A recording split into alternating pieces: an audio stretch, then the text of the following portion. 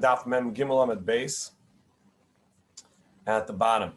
And the discussion that we've had was Rabbi Gamliel and Rabbi Eliezer ben Azariah said in the Mishnah that if somebody was outside of his Techum, so they were kind of Shvisa and Shabbos, they had a place for Shabbos, they have 2,000 Amma beyond that space, but they went outside of that, beyond the 2,000 Amma.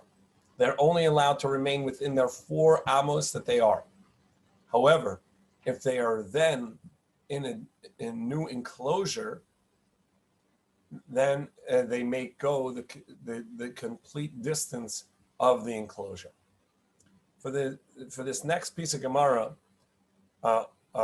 we need another machlokas, which comes up on Daf Nun Beis in about a week, where the Mishnah says that if somebody is 1 amma outside of the Tchum, they may not return. Even 1 amma outside of the Tchum. So you have 4 ammas plus 2,000 ammas, so you went 2,004 amma. And then you've stepped out even 1 amma, which is, let's say, 1.5 feet, you cannot come back. However, Rabbi Eliezer says that if you have 2 ammas left, you may return. It's only if you've gone beyond 2 amma that you cannot return. The Gemara tells us of a story. Nehemiah bereid Rav Chanilai. Nehemiah, the son of Rav Chanilai, was a student, and he was thinking about his studies. And Meshachte Shmaite Menafek Chutzatchum. So he was taking a walk, thinking about his studies, and he didn't realize how far he'd gone, and he ended up outside of the Tchum. Not by much, but enough that he couldn't come back. So Amalei Rav Chisda Rav Nachman. So Rav Chisda came in and told Rav Nachman, Talmidcha Sharu B'tzar. Your student is in pain. He's outside of his Tchum, and he has no idea how to get back, and now he's stuck out there. Amar Loi, so Rav Nachman said to Rav Chisda, Asela Mechitza Shabnei Adam. Gather some people around him, and let them encircle him.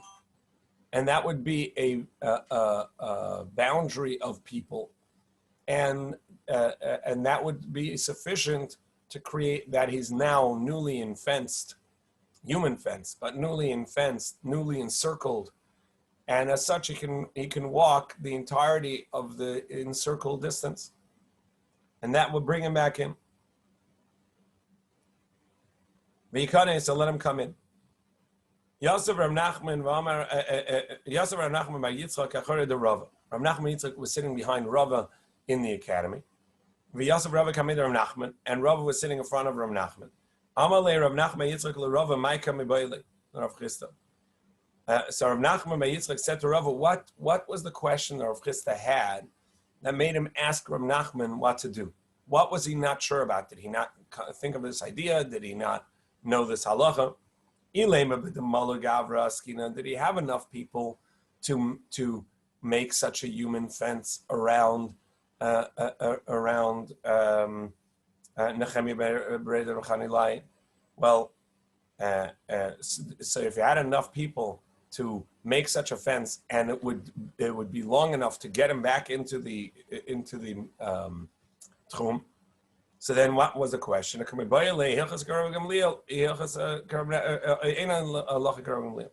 So his question was, in our Mishnah, we had a machlokes, where Rabbi Gamliel and Rabbi Eliezer said that if you were outside of your Tchum, but come into an enclosure, whether we saw a boat or an animal pen, a fenced-in area, so then you can walk the entire distance of that enclosure. So to over here, his question was, is the halacha like Rabbi Gamliel that he can walk the entire distance of that human enclosure? Or do we say, no, that enclosure is not the halacha is not like Rabbi Gamliel, and it's like Rabbi Yeshua and Rabbi Akiva that you have to remain in your 4 amos even within that enclosure. What was the din with the when the Nochrim made a mechitza? He was the bika. The Nochrim made a mechitza around him, and it didn't count. Is that right, or it did count? What was the din there? No, that was a different question. That question was where someone at the onset of Shabbos was in a space that was unenclosed, and then somebody built a enclosure around him larger than the 2,000 amma. So you can only walk the distance of the 2,000 amma, but carry, and the question was, can it carry beyond the 2,000 amma? That was the question of an enclosure that happened in the space that you were kona, not outside of your outside of your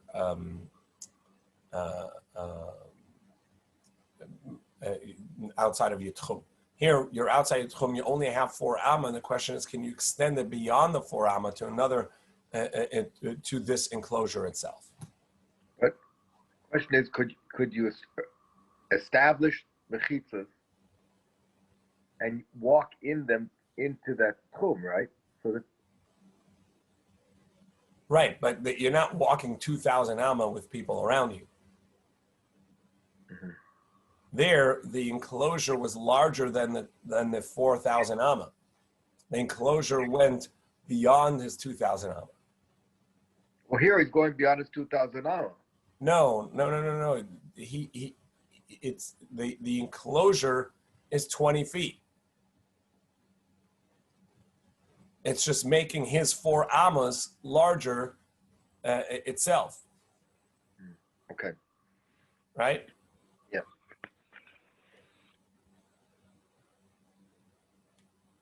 So the first thing about it says, so what was his concern?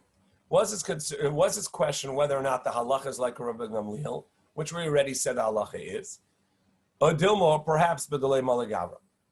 Maybe his question was that he didn't have enough people to reach the 2,000 am. And his question is simply, is the halacha like Rabbi Eliezer, that he had enough people to encircle Nehemiah to get him almost back to 2,000 amma. There were two amma left, and those 2 amma that were remaining, and the question was, can he take that step himself? Because now he got, let's say he was 2,000 amma plus 10 amma, and he had enough people that can encircle him and to make a circle around him for 8 amma. And now he needed another 2 amma to walk in. And the question is, halacha like Rabbi Eliezer, that he can take 2 amma in from outside of the tachum. As we mentioned, that Rabbi Eliezer is of the opinion that 2 ammas you can take and walk, you can step back in. So Gemara says, Pshita, from the wording of Rav Nachman, we can see that this latter question was his question. But that he did not have enough people to reach all the way back to the Tachum itself. Because if you think that there were enough, what question was it? Because Amar of Allah Rabbi Gamliel. We already said that Allah is like Rabbi Gamliel, but Dir V'Sar V'Sfina. That Rav said that Allah is like Rabbi Gamliel, that if you are in an enclosure outside of the Tachum, you can walk the entirety of that enclosure, whether it's a animal pen, prison, or a boat, any enclosure essentially. These are classic enclosures, but any enclosure would be fine. So he didn't have enough people to make a full enclosure all the way to the Eruv, to the Tchum. Rabbi Lev is asking, and the question is about Rabbi Eliezer, and the question is about Rabbi Eliezer, whether Allah is like him, that you could take those 2 steps in or not. Dekanami, and we can indicate it from the wording of Rav Nachman, the Ka'amalei Yikanes, because he said, let people surround him and he'll walk in. Why do you have to say he'll walk in? Ma Yikanes, Lav B'lei Mechitza. Wouldn't it mean that he'll walk in the last bit without a mechitza, and that the 2 feet, the 2 amma, 3 feet approximately, would be sufficient for him to walk in. So we have this new concept that you can make a human enclosure around a person, and that would count as an eruv. If you have 10 people surrounding someone, that would be sufficient to count as an enclosure, and their eruv would extend that way, and they can carry there. I mean, there's a human enclosure. We're going to have now we're going to have a machlokes, a contradiction in brises if this really works. And this is really relevant not only in regards to tchum and carrying, but also for a wall of a sukkah. Can you use an animal? Can you use vessels? Can you use a human as a sukkah wall?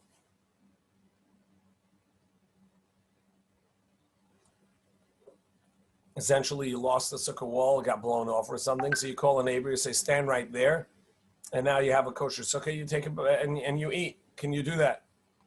So Rav Nachman Yitzchak So Rav Nachman Yitzchak asked Rava, this is all, they're sitting in front of Rav Nachman and they're in the classroom, and they talk to each other and questioning the discussion that Rav Nachman and Rav Chisda are having. So Rav Nachman Yitzchak asked Rava, what about this brisa that we learned? Nafal defna, the wall of a sukkah fell. Lo yamid ba adam, don't put a human in there to properly enclose it, the sukkah now, and you have a kosher sukkah, or behema, or an animal, v'kelib, or vessels. Or turn the bed upright against the wall so that you can then hang a curtain over it. Because you're not allowed to make a new ohel, a tent, even a temporary one, even a temporary enclosure. So you can't make such a wall. Or we've seen in Masechah Shabbos, Rashi says that ohel harai means the covering. So over here, because there's a covering of schach, the side would be a problem, or there's a concept of binyan. In any case, you're not allowed to make this, not allowed to make such a construction, even though it's temporary, but to replace the wall by putting either a human, an animal, vessels, a bed into that gap would be prohibited. Because you're not allowed to make a temporary enclosure and temporary tent, if you would, on Yantiv.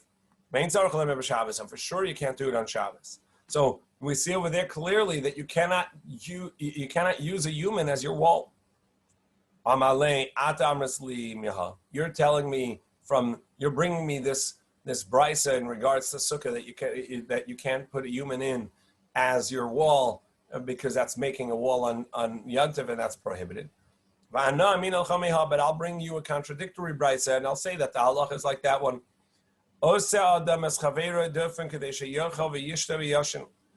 A person may place his friend into the wall of a sukkah in order so that he can eat and drink and sleep in the sukkah. So he's allowed to put a human being in as a wall of a sukkah. Call his friend, say, please do me a favor, stand right there, and then he can use his sukkah. And you can also turn a bed up to its side and hang a curtain there, so that the sun, to create shade for a deceased person. From so the sun not shine on a deceased. And also to protect food that was there. So he says, look, we have a brisa that says you could use a human for the wall of a sukkah. So Gemara says, kashin adani. Great, so now we have a contradiction in the brises. Gemara says, offers first, lakashia harabi lezar rabbanan. Perhaps the Gemara proposes a first distinction between the brises, that we had a machlokas in the Gemara and Shabbos between Rabbi Eliezer and the Rabbanan in regards to a window pane, window shutters that were hanging off of the window, and you want to put it into the window, essentially push it in to seal your window. So we saw that it would depend on whether it's hanging off the ground or if it's actually on the ground. And we saw two versions of whether it's chained, hanging, attached to the wall, but still sitting on the ground, or it's completely detached. But we saw this machlokas of whether, in order to add to an existing structure by putting a shutter into a window, in order to do that, it would have to be off the ground and hanging. So the Tanan, as we learned, the window shutters. Rabbi you can only use it and in the window, and it won't count as you're adding to the structure of the building if it's attached to the wall and hanging off the ground. So it's really just a part of the structure already. But if not, if it's not hanging, it's on the ground, or it's even if it's hanging, but it's sitting on the ground, meaning that the rope is long enough, you're not going to be able to use it. But the Chachamim say regardless, you're allowed to use it because it's a temporary structure, and it doesn't count as adding to the building because you're going to open it again. So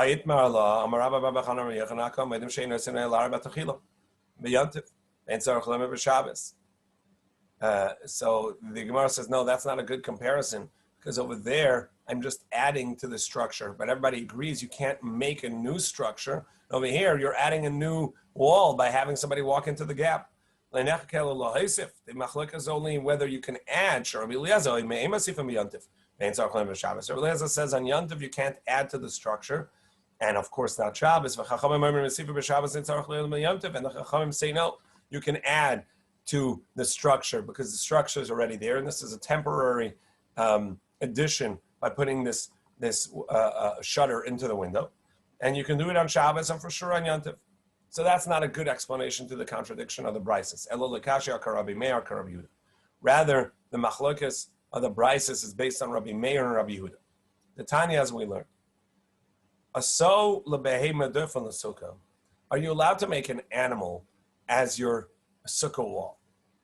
You caught a deer, you went hunting, and you trapped the deer, you bring it in, you tie it up to the walls of to the beams, and now you got yourself a sukkah wall. Not a good idea for your sukkah, but nevertheless, does it work or not? So Rabbi Meir Paisel, Rabbi Meir says not a valid sukkah. Rabbi Yehuda Machshir, Rabbi Yehuda says that it's a valid sukkah. Rabbi Meir, the Kapasul Hasa Mal Malav Machitzi. Rabbi Meir says it's not a valid sukkah, which means that an animal doesn't count as a good wall. And so therefore you can make an enclosure with an animal because after all, it's meaningless. Hacha Shari, so over here he's going to permit you to have, to put an animal in the wall, to lav midi kaveh, because he's not doing anything. It's not actually going to be of any value. Rabbi Yehuda, the Kamachshir Hasan, Rabbi Yehuda says that it's a valuable wall. It does make a kosher wall. Alma Mechitzi. So you see that he considers animals, and therefore humans also, to be an actual barrier. And so therefore over here he's going to prohibit you doing it on Shabbos because it's actually a valid wall. Hacha Asar. So Gemara says, V'tisbara, do you think that's logical? Rabbi Meir only prohibited an animal, only invalidated an animal. But for sure, he says that vessels are going to count as a good wall, or maybe even a human. So how do you know Rabbi Meir, an animal? Rabbi Meir says is not going to be okay because it'll run away. But a human, which if you ask him to stay there, he may stand there because he can make a choice. Or vessels which don't move on their own. Why would that not be a good wall? So why would we say that you can put in vessels, that you can put in a human? After all, Rabbi Meir only said an animal was not a valid wall. Vasu, and besides for that, Rabbi Meir Ali B'Daman, whose opinion of Rabbi Meir? Ali B'Rabbi Eliezer Is it like Rabbi Eliezer? Rabbi Eliezer doesn't even allow you to add to an existing structure by putting in a shutter. If it's according to Rabbanan, maybe the Rabbanan only said that you could add to an existing structure by putting in a temporary structure like a shutter. But to start up the wall, you don't have any structure there, and you're putting a person in as a temporary structure. Would Rabbi Meir say that's permissible? So Rabbi Meir is not like either of his teachers, not like the Chachamim, not like Rabbi Eliezer. So it can't be that Rabbi Meir, who says over there that that an animal is not a kosher wall, is going to allow you to put in an animal here. Ella hava harabanan. So it's all the opinion of Rabbanan that say that an animal is a kosher wall.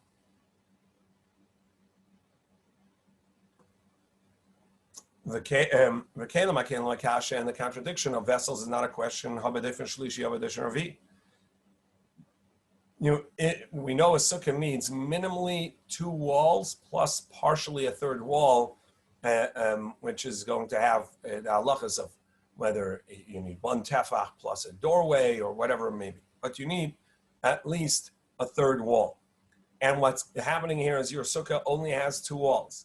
And you want to put in vessels to create the third wall. By doing so, you've now created a valid sukkah. You've validated the sukkah. You've made it functional. You've added a structure that is of significance. So that you can't do. But if you're adding the 4th wall, which is functional to you because it's rainy, it's windy, or whatever it is, but it's not of significance to the halachic structure of the sukkah was valid without it. And that you're allowed to do. Economic tani nafal dufna, as we see that it said that the wall fell. And the wall fell and you want to put in a third wall, that's where it's not going to be valid. Whereas, and that's why it says over there it's no good. But the brisa that said that it's kosher to put in a human into your sukkah or as a wall of your sukkah, that's not talking about where the wall collapsed. So you're just putting it in for the 4th wall, but you had a kosher sukkah beforehand. Shema minos. Indeed, that indicates that the first brisa that Rabbi Nachman Yitzchak brought, which was that it's invalid to put in a human or vessels, is talking about where the sukkah was not kosher without it. And the second brisa is talking about where it was kosher beforehand when he put in the vessels. He just added the vessels for for additional support. Now we turn the mandala on the base. But by the human, you can't say that. Because by the human, Rashi explains, it says that he asked his friend to come and stand there so he can eat and drink in the sukkah, meaning it was not kosher beforehand. So what about there? There in both brises, the sukkah was not kosher beforehand, yet one says that the human is going to be a valid wall, and one says he's not a valid wall. Ella adam kasha, adam nami le kasha. That too is not a problem. Kan ladas, kan shalom midas. If the human being is there and he knows he's a wall, you can't use it because then he knows that's a function, and it's going to become and he's actually creating a structure, even though he's just being himself standing there. But the very fact that he knows that I'm acting as a wall, that constitutes a structure, and you can't do that because people are going to think you can build on Shabbos or make temporary structures on Shabbos. But if the person doesn't know that he's actually acting as a halachic wall, then you're allowed to do it because he's just being himself, and we're not going to learn to then create temporary structures because it's just a human.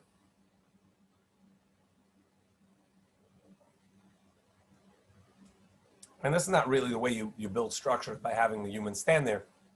But if they say don't move, how about don't that? move? Yeah, we say don't move. You're blocking the sun. This is great. That's fine. You give him another excuse. That's fine. Or you say, guys, listen up. Coming close to me, right? And so now you got a huddle around you that's nice and tight. Sure. As long as they don't know, they're being counted as a wall. So if you say, don't move, I need you for mechitza, then it's no good. Correct. But if you just say, don't move, I love it when you stand there. Just don't move. Yeah, come on in. Stand right there. Great spot. Come on in the sukkah. You're a good spot. You're blocking the sun for me. Stand right there. And then you can start eating.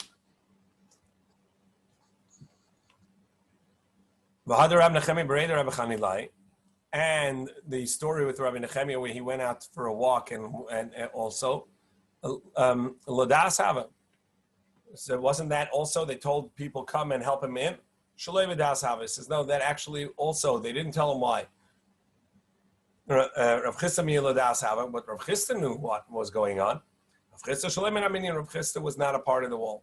So Rav Chisda told a bunch of students, come, let's go, and let's talk with Rabbi Nechemia Bachanilai in Halacha. He says, everybody gather around, let's ask some questions.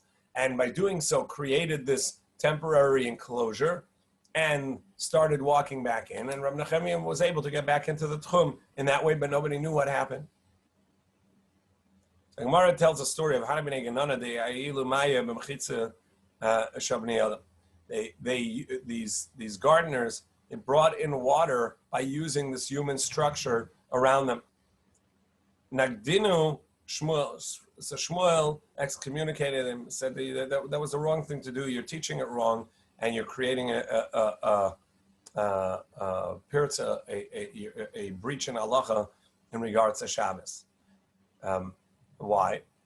Amar, he said, Im Amru Shalemidas. It's if they said that you can do this without intent, meaning with the people that create the wall not knowing that they're a part of a wall. Yomru Ladas. Would we say the same? And when the people know that they're as a wall, you can't do that because then they're intentionally creating a structure, and that you can't do. If they're just encircling, so then it would be okay. Mara says Hanu Ziki. There were canteens of water or canteens of wine, which were out in the street. The mechuzah in the streets of mechuzah, Ravas they belonged to Rava and they were out in the street. So when Rava was walking back from the academy on Shabbos, where he had taught, and there were a group of students following him, asking questions and walking him home. So now there was essentially they took up the width of the street, created a fence, a barrier. And so there was now a full enclosure around these nodas, around these canteens. So the servant of Rava brought them in. The next Shabbos, we want to bring it up again. Rava said, no, Rava said, you can't do it. He said, why not? Last week, as the students were coming in, there was enough of a barrier, and then you allowed me to bring it in. This year, this Shabbos, I want to do the same, and you don't let. So he says, no. Since last week you did it, the students realized what you were doing. You were counting them as a wall. So this week already, they're counting themselves as a wall intentionally. The Havalakas v'asar, and therefore it's prohibited because it counts as if it's with intent. Levi ha'ilu le'tivna, but Levi had a similar story, and for him they brought in straw, zeira aspasta. For zeira they brought in some stubble from the grains. Rav Simi Bachia Maya they brought in water, but it only works one time. Once people know that you're counting them as a wall, the next time they come, they know you're counting them as a wall, and they're making a wall intentionally. The next Mishnah deals with somebody who needed to be outside of the Tachum. How what halachic space they have. We had earlier where if somebody was forced out, and obviously if they need to escape, they can escape, even on Shabbos. But if they were forced out and then were left there by their captors, so now they're free, they're not in danger, but they are outside of the tchum, where they only have 4 amos unless they need the restroom, and then they can go back into the city, and because of kavod abrius, and that's their ticket back in. What about somebody who left with halachic obligation to leave? Whether it's to testify for a new moon. So Shabbos morning, somebody wakes up, or Friday night, somebody is walking the streets and say, well, oh my God, I just saw the new moon. I better go to the Beis Din to let them know that and testify. This person walks out of the Tachum to go to testify in Yerushalayim, and now he wants to be able to make it back. Or somebody, a battalion went out to fight to protect the community. There were bandits coming, or marauders coming, whatever it is, and they went out to battle, and now they're beyond the Tachum. I mean, they evacuated because of flash floods, or a doctor left town to heal someone, and they're outside of Tchum. So all of these cases, somebody left with an obligation or a need to leave. Misha Yatza Bershus. So they left with permission. Va'amru loy kvar na'aseh masa. And when it comes to it, we're done. Now you're outside of the Tchum, and the deed is complete. Yeshla alpayim amalachal ruach. The Mishnah says he has from his new spot 2,000 amma in each direction. If he's within the Tchum, ki'ilu layatz, as if he never left. And then the Mishnah says anybody who goes out to save can come back to their place. And we'll see what all these mean. But first, the first step. They get a new Tchum of 2,000 amma. And then it says, and if he's in the Tchum, then he's allowed to go back. So the question is, what does that mean? So ma'im hayu b'toch hatchum ki ilu lo yatz, as if he never left. So the first opinion, Rabbah says, if where he needed to go to save these people or to heal or whatever was still within the 2,000 amma, it's as if he never left. This is what it means. If he was shalai, it was within the original 2,000 amma, as if he never left, mitoch besa, from his house, nami. So he says pshita, of course. Even if he wasn't a healer, even if he wasn't going to battle, even if he wasn't doing something to help someone else, if she wasn't a midwife, she could. All this is going to count as techum, just because you're in your techum. Why would I have to say that? So Gemara says no. Mao de tema akar. Maybe I may have thought that what his intent was that he could go anywhere he wanted, and now, so since his intent was to go halachically to help this person. So let's say she was a midwife and she was going to help someone birth just at the edge of the 2,000 amma, and the Chachamim say wherever you go for that, you're creating a new 2,000 amma. So that's your new space for Shabbos. So you uprooted the city as your space, and now this home where this baby was just born is your new space for Shabbos. So you have 2,000 amma from there and 2,000 amma in, but your original space is gone. So to that, our Mishnah says, no, if you never left the 2,000 amma, your original space remains. Kamash Malan. However, Sima Barchia says, no, that's not the meaning. The meaning of our Mishnah is something else. You've actually gone 4,000 amma. So you have 4 amos, which is your city or your place, 4 amos, plus 2,000, and you went an additional 2,000 amma.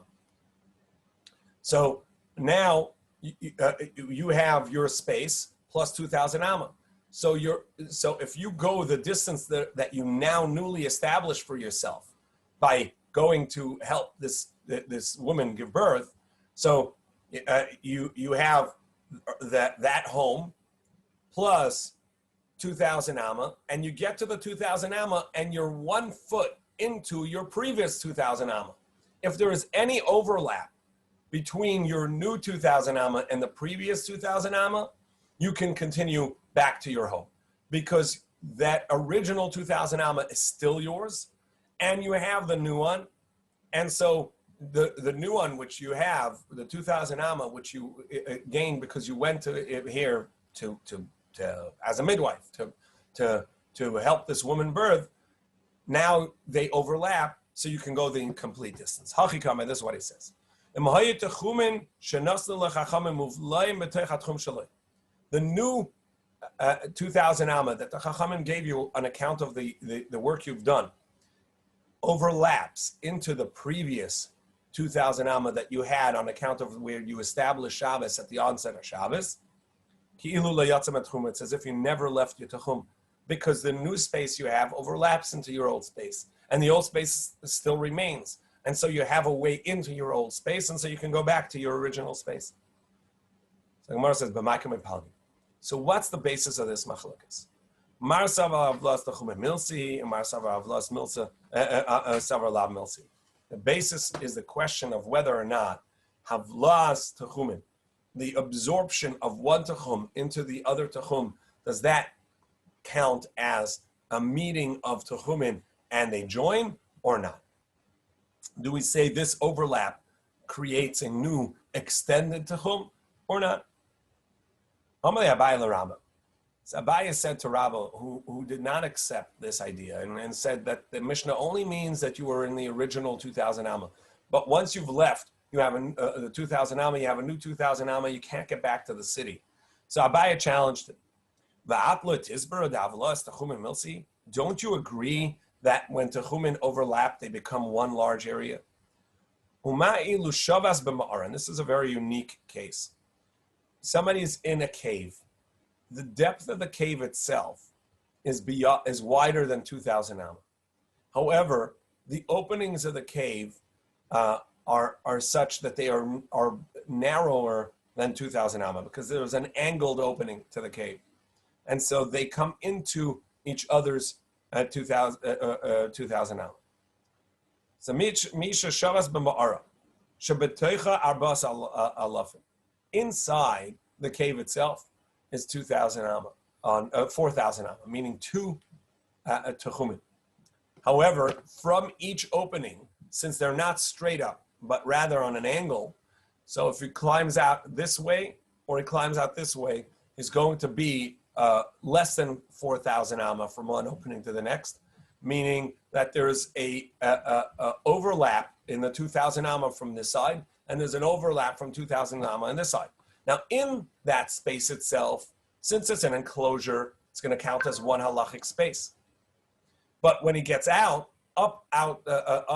in the surface of the ground, outside, there actually, and there's no enclosure, so you have a tchum. So from opening A, you have 2,000 amma on one side and 2,000 amma on the other side. And from opening B, you have 2,000 amma on one side and 2,000 amma on the other side.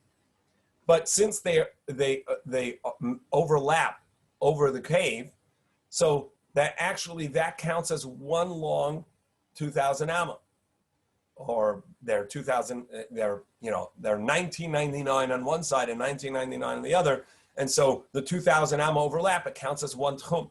So now this fella that's in this cave can go out and has 2,000 amma out of each side and all the space above.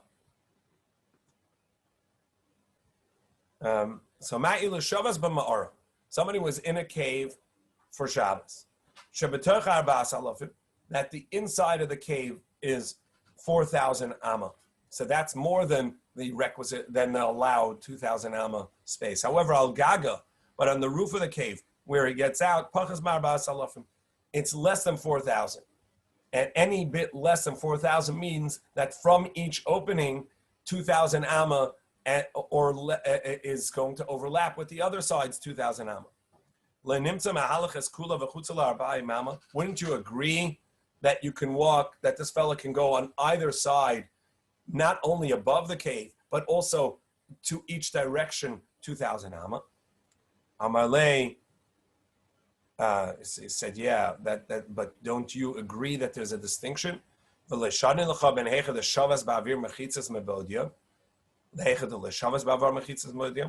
Yeah, but the distinction is that over here,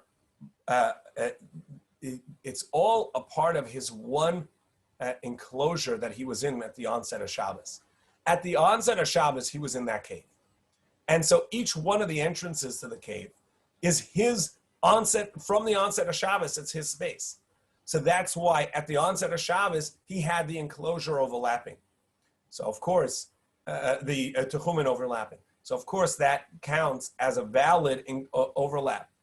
Here, our Mishnah, Rabbi is saying our Mishnah is distinct from that case because it's a new Techum, a Techum that wasn't there at the onset of Shabbos. At the onset of Shabbos, this person, this midwife, only had one space that they had, 2,000 amma, their home or their city, and 2,000 amma outside of it.